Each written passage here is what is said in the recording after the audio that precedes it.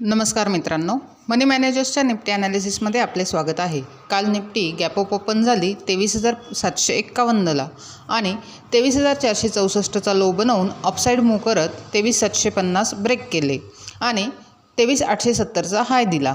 नंतर down move करत 23,627चा low बनवला आणि त्यानंतर 23,750 ते 23,600 या रेंजमध्ये साईडवेज मूव्हमेंट करत 23,668ला क्लोज झाली।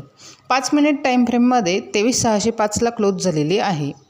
आपण वर्तवल्याप्रमाणे निफ्टीने 23,710 ब्रेक केले आणि सस्टेन केले आणि आपले पहिले टार्गेट 23,810 हिट केले आहे। आता ओव्हरऑल निफ्टी अपट्रेंडमध्ये आहे आणि 23,800ला पॉज घेतलेला आहे। ही एक की लेवल आहे। निफ्टीने 23,800 सस्टेन केले तर अपसाईड मूव्ह कंटिन्यू होऊ शकते 24,100पर्यंत, परंतु जर सस्टेन झाली नाही तर निफ्टी साईडवेज मूव्ह करण्याची शक्यता आहे। डेली टाईम फ्रेममध्ये बघितले तर निफ्टीने चांगली अपसाईड रॅली दिलेली आहे 22,800 ते 23,800पर्यंत। आता ह्या एक्सपायरीला निफ्टी कंटिन्यू अपसाईड मूव्ह करते की साईडवेज मूव्ह करते त्यावर नेक्स्ट ट्रेड डिपेंड असणार आहे। 30 मिनिट टाईम फ्रेममध्ये बघितले तर निफ्टी एक डाऊन मूव्ह करत आहे।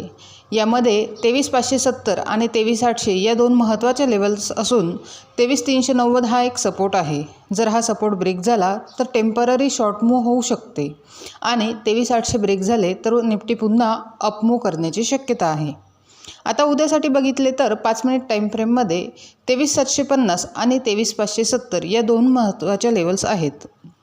जर 23,570 ब्रेक करून खाली सस्टेन राहिली तर निफ्टी 23,430 हे पहिले टार्गेट आणि 23,280 हे दुसरे टार्गेट हिट करू शकते।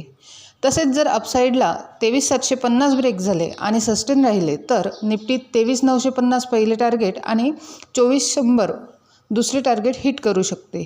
ओव्हरऑल ट्रेंड पॉझिटिव्ह आहे, सो आपला व्ह्यू बाय ऑन डिप्स असणार आहे। तरी पण आपण प्राईस ॲक्शननुसारच ट्रेड करणार आहोत, कारण उद्याची जी एक्सपायरी आहे ती weekly, monthly, quarterly, yearly expiry आहे, सो ट्रेड करताना काळजीपूर्वक करावा। अशाच निफ्टीच्या ॲनालिसिससाठी चॅनल सबस्क्राईब करा, तसेच व्हिडिओ लाईक आणि शेअर करा।